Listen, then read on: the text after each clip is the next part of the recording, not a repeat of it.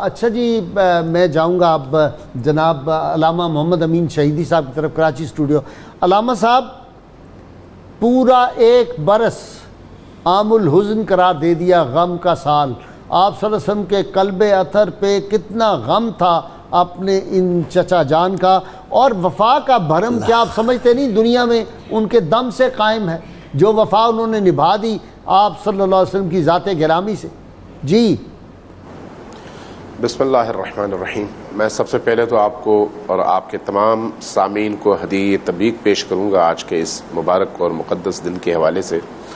مجھ سے پیشرو علماء کرام نے بڑے خوبصورت انداز میں حضرت ابو طالب علیہ السلام کی بارگاہ میں خراج تحسین پیش کیا اور کچھ نکات بیان کیے۔ رسول کریم صلی اللہ علیہ وآلہ وسلم کی نگاہ میں حضرت ابو طالب کے مقام کو اگر ہمیں سمجھنا ہے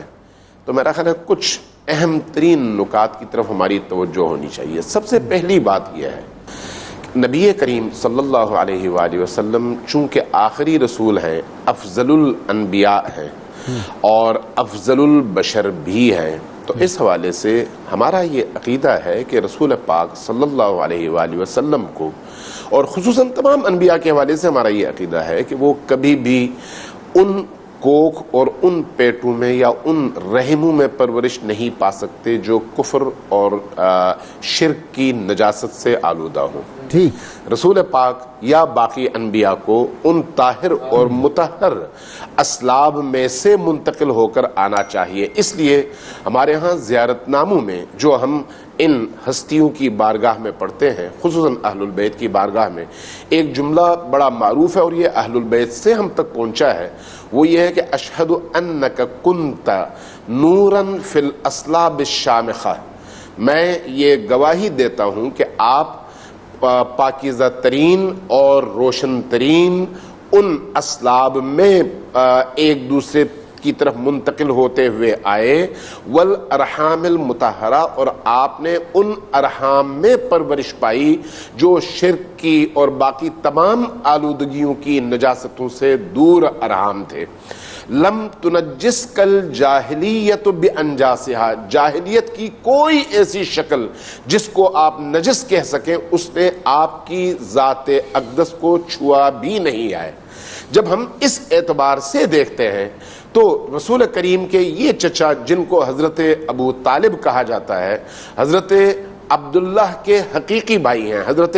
عبد المطلب کے 10 فرزند تھے، ان 10 میں سے یہ جو 2 بھائی تھے، حضرت عبداللہ اور حضرت ابو طالب، یہ دونوں ایک ہی ماں سے 2 سگے بھائی تھے، اور باقی بھائی سب جو ہیں باقی ماؤں سے تھے، چونکہ کئی ان کی زوجات تھیں۔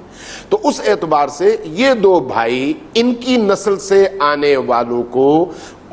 سابق کے حوالے سے بھی اگر دیکھا جائے تو ان کو ان پاکیزہ ترین ارحام میں پرورش پانا چاہیے۔ اہل البیت کی ان روایات اور ان جملوں کے مطابق کہ انبیاء کے ایک دوسرے کے بعد منتقل ہوتے ہوئے پاک ارحام سے محمد عربی صلی اللہ علیہ وآلہ وسلم تک نوبت آئے، تو اس لیے ہم یہ سمجھتے ہیں کہ نبی کریم صلی اللہ علیہ وآلہ وسلم کا پورا خاندان پہلے حضرت ابراہیم کی نسل سے چونکہ ہے، اس لیے وہ مشرک نہیں تھا بلکہ پورا خاندان ہی مسلمان تھا، چونکہ وہ ان کی اولاد میں سے ہیں۔ علامہ صاحب، کوئی ثبوت ایسا تاریخ میں نہیں ملتا کہ سیدنا ابو طالب نے آپ صلی اللہ علیہ وسلم کے اعلان نبوت، اظہار نبوت سے پہلے بھی کبھی بت پرستی کی ہو، وہ دین ابراہیم بالکل جی میں یہی عرض کرنا چاہ رہا ہوں، بالکل آپ نے درست نشاندہی فرمائی کہ کوئی تاریخ میں کوئی ایسا ثبوت نہیں ہے کہ ایک لمحے کے لیے بھی حضرت ابو طالب نے یا خود حضرت عبداللہ نے یا حضرت عبد المطلب نے کسی بت کے سامنے سر جھکایا ہو۔ یہ خود دلیل ہے کہ یہ تمام ذوات مقدسہ حضرت ابراہیم کے دین پر قائم تھے اور اسی سلسلے کو لے کر آگے بڑھ رہے تھے. اور دوسری چیز جس کی طرف آپ نے شاید اشارہ بھی کیا, مجھے یاد نہیں پڑتا, کہ خود نبی کریم کا نکاح حضرت خدیجہ سے حضرت ابو طالب نے پڑھا ہے, اور اس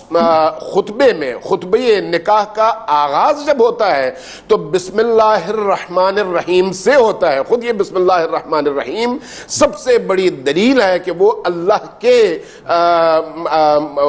بندے تھے اور اللہ کی معبودیت کے مقر اور اقرار کنندہ تھے, کسی لات حبل کے پرستار کبھی بھی نہیں رہے. اور تیسری بات, خود نکاح کا پڑھنا ایک کافر اور مشرک کبھی بھی کسی مسلمان کا نکاح نہیں پڑھ سکتا. اگلی بات جو بڑی عجیب ہے کہ امیر المؤمنین علی ابن ابی طالب علیہ السلام نے جب ایمان کا اظہار کیا, ایمان لائے نہیں, ایمان کا اظہار کیا دعوت ذوالعشیرہ میں, تو وہاں پر یہی حضرت ابو طالب حضرت علی کے بھی محافظ تھے اور نبی کریم کے بھی محافظ تھے. نہ صرف روکا نہیں بلکہ اس دور میں بھی اپنی تمام تر کوششیں اس بات پر صرف کر دیں کہ کسی طرح سے نبی کریم کو اشرار, مشرکین اور دشمنوں کے شر سے بچا سکیں. اور اس کے ساتھ جو اگلی بات آپ نے شاید اشارہ بھی کیا, میرے بعض علماء کرام نے بھی, کہ نبی کریم کی ذات اقدس کے حوالے سے پہلی نعت خوانی,